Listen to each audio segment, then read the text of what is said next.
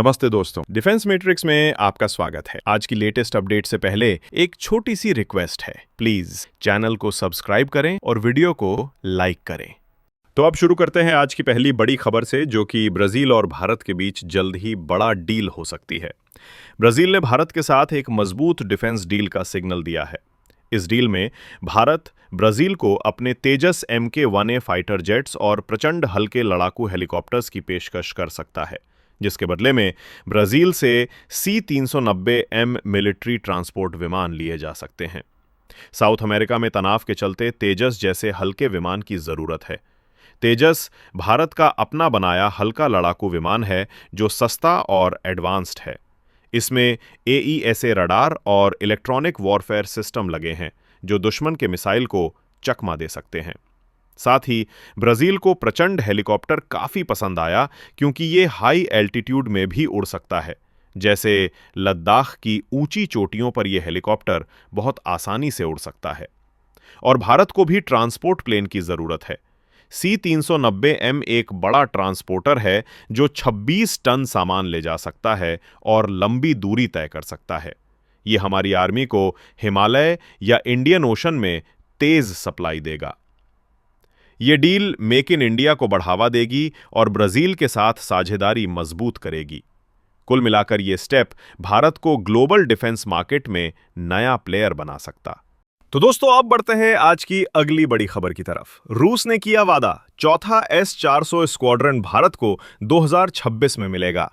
रूस ने भारत के प्रति अपनी कमिटमेंट दोहराते हुए कहा है कि S-400 Triumph air defence missile system का चौथा स्क्वाड्रन भारत को 2026 में सौंप दिया जाएगा।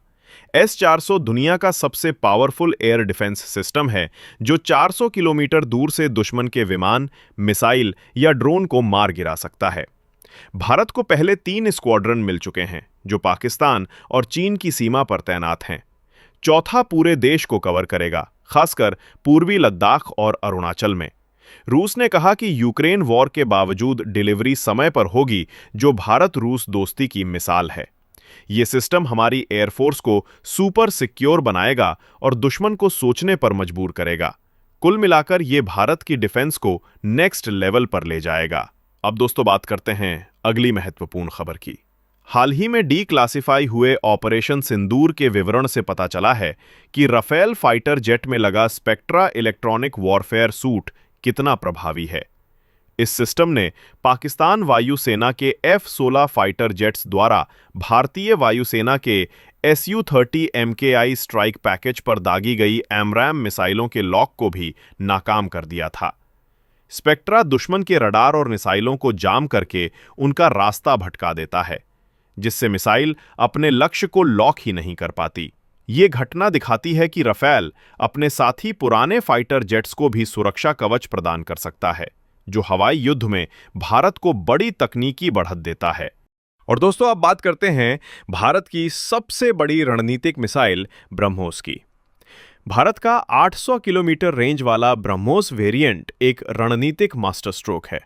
इस मिसाइल की रेंज और गति मैच 2.8 को देखते हुए भारत केवल 8 बैटरियों की तैनाती से पूरे भारतीय उपमहाद्वीप को प्रभावी ढंग से कवर कर सकता है। 800 किलोमीटर की रेंज से ब्रह्मोस मिसाइलें चीन और पाकिस्तान के अंदरूनी हिस्सों में महत्वपूर्ण सैन्य ठिकानों को निशाना बना सकती हैं। केवल 8 बैटरियों से पूरे उपमहाद्वीप को कवर करने की क्षमता इसकी मारक क्षमता और तैनाती की सुविधा को उजागर करती है। दुनिया की सबसे तेज सुपरसोनिक क्रूज मिसाइल होने के कारण ब्रह्मोस दुश्मन के एयर डिफेंस सिस्टम के लिए लगभग असंभव है। तो दोस्तों, अब बात करते हैं एक ऐसी खबर की जहां भारत रूस के साथ अपने संबंधों में सावधानी बरत रहा है। भारत रूस के साथ Su-57E वेरिएंट पर बातचीत करने में सावधानी बरत रहा है।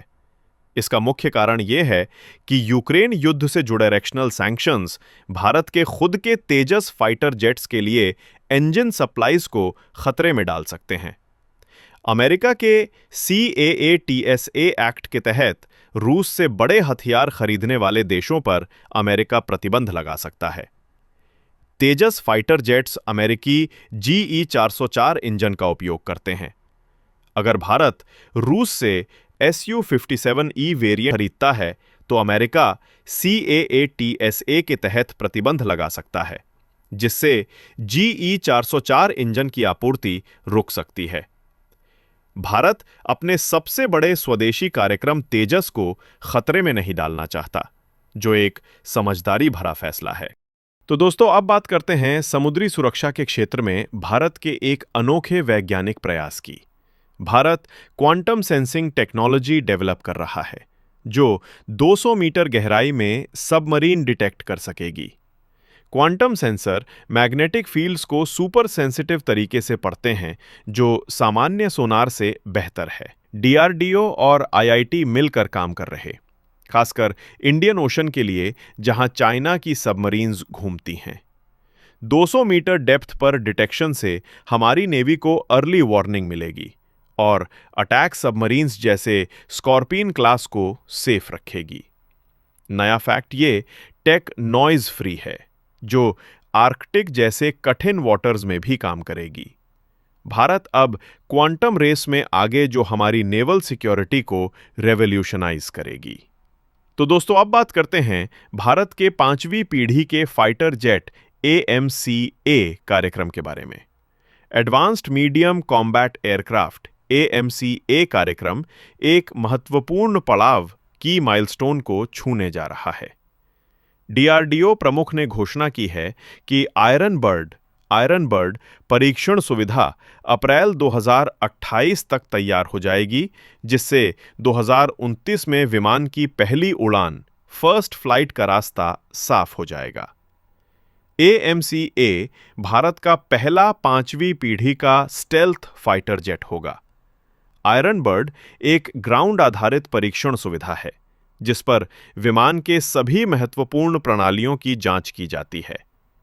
2029 की समय सीमा का मतलब है कि AMCA कार्यक्रम पटरी पर है और भारत जल्द ही उन चुनिंदा देशों की लीग में शामिल होगा जिनके पास अपना 5वीं पीढ़ी का फाइटर जेट होगा। तो दोस्तों, ये थी आज की कुछ बड़ी और इम्पॉर्टेंट न्यूज़। ऐसे ही डिफेंस न्यूज़ की जानकारी से अप टू डेट रहने के लिए चैनल को सब्सक्राइब करें और मिलते हैं अगली वीडियो में। तब तक के लिए जय हिंद।